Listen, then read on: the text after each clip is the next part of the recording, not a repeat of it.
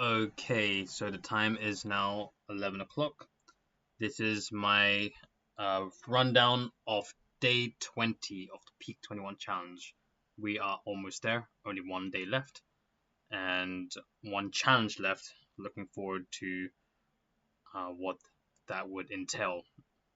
But all of it so far has been very enlightening, and I can see the vibe in the chat box. Everyone is really hyped to see this through. So it's really exciting to see what tomorrow brings.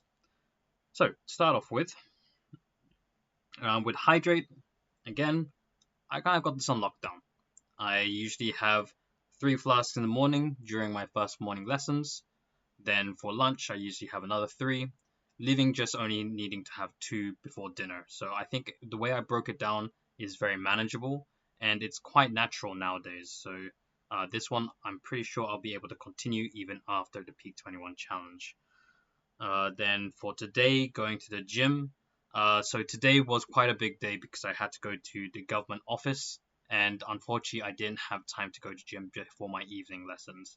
So I did a couple of push-ups, but to be honest, I'm just going to scratch it off as failed for today. For stop the snooze, yeah, today I didn't get late for the lesson. In fact, the student I was supposed to have for the morning cancelled, and during that spare time, I was able to get my other things out of the way from the Peak 21 challenge, such as messaging people up regarding the group call that's taking place tomorrow, as well as getting my meditation in. Okay, the next one, you need a network. I was going through all the messages, seeing if there's any that I've missed out, and unfortunately to say, there were some messages that slipped through the cracks, but I was able to kind of respond, even though they were like maybe 5+ days late. Hopefully they can get back to me before the end of the Peak 21 challenge. Unlocking mental clarity, yep, I already mentioned I was able to do this with the additional time I got from the student who cancelled their lesson. Cut these out, remove the noise. Again, not really paying much attention to this because I feel like now that I have direction, I don't get tempted as much to kind of waste time on these platforms. And I feel like what I will probably do is, even after the Peak 21 challenge, I'm going to maintain this format and kind of replace the challenges with things that are more beneficial to me and my goals. So I want to create a new form of teaching. And I've kind of mentioned that in a lot of my group calls and with people I've been networking with on this platform. And perhaps I'll appropriate the 21 format to making progress with those aspirations. So making the rule set or making the actual storyboard for this entire teaching format. Right now, it still is just a concept, and though I have kind of played around with the idea with my current students, I want to have it in a much more tangible state that is a lot more consistent so that I can actually get real meaningful data on how successful it might be or any changes I might need to make. So that's going to be the thing that I'm going to pursue after the Peak 21 challenge. I mean, I've already started doing it now, but to make it actually go through for progress, that's what I'll do after I finish the Peak 21. Okay, I digress. The next one is move your body. For this one, I kind of the ward office was a 20-minute walk or a 5-minute bus ride.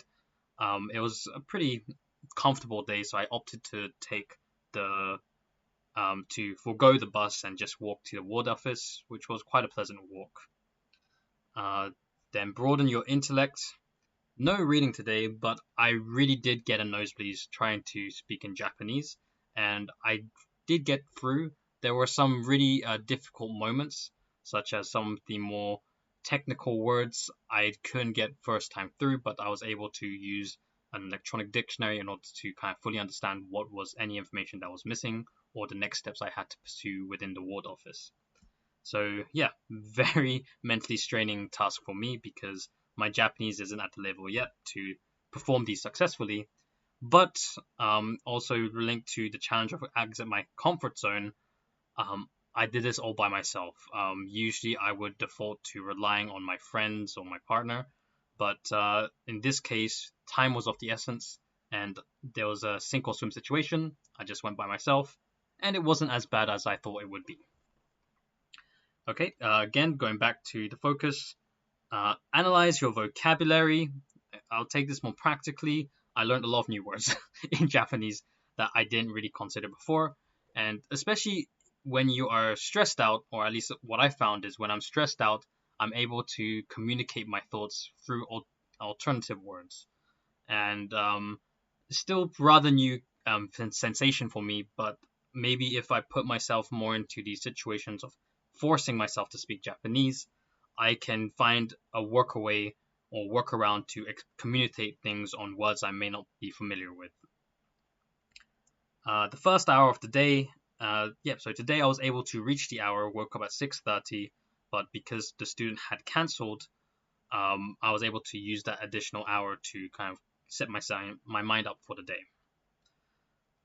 Embrace radical honesty. Now, this one I haven't been able to do, and I think as I mentioned in the previous video, I don't exactly know what this entails on a daily basis. It's one thing to be honest about self from a radical viewpoint for that moment of clarity, but doing it on a daily basis sounds, first of all, very tiring, and also just not feasible to like constantly deconstruct yourself. But if I'm completely missing the point, then that's kind of on me. But as for today, I would say I didn't really achieve that goal. Making an impact. I'm going to default to just saying again, I'm organizing the second set of group meetings, and yeah, that's really getting some people buzzing about the upcoming calls. Asking for help. For this one was really cleverly intertwined with today's challenge, which is to do with finding your strengths. And so there was a lot of give and take in this challenge, which is reflecting on what we are strong at and also bouncing those ideas off other peak 21ers. And Kirill was the first one who reached out to me, and I was able to do so with other people I've been connected with in the group, and it really helped me formulating the answer for challenge 20, which was again to find your own strengths. Practice critical thinking and own your voice. Now, I wanted to get this done today, but again, I digressed. It was just too much on my plate to get this done, but I really want to get started on posting those videos, kind of sharing my thoughts on the controversial topics that AP have brought forward, which included the education system, rich versus poor, the role of women in relationships or leadership roles, and the trans argument. And I think there was another one hidden in there, but I just can't think about it off the top of my head. These are very, very much divisive topics, and I do want to get my thoughts out onto them, as well as the opposing arguments. I'm using Lily's video as a standard. I know that other people have successfully been posting them and sharing their mindsets, like just staring straight at the camera and sharing their thoughts. And I do think that's a very admirable thing. But with Lily, I could tell she really put a lot of time and effort into getting the relevant information and kind of showing the data for that. And I want to, maybe it's the bit of perfectionist within me, I want to be at least closer to that standard of video, which I hope, being the weekend, I'll be able to work on tomorrow before the group calls. Okay, then the next one is leave your comfort zone. I already mentioned. Full day of Japanese. Very rare, but I'm really putting myself out there.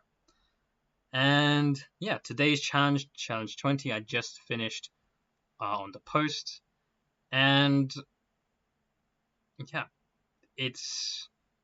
I can really tell that the vibe within Peak 21 is inflating to excitement and to something really exciting.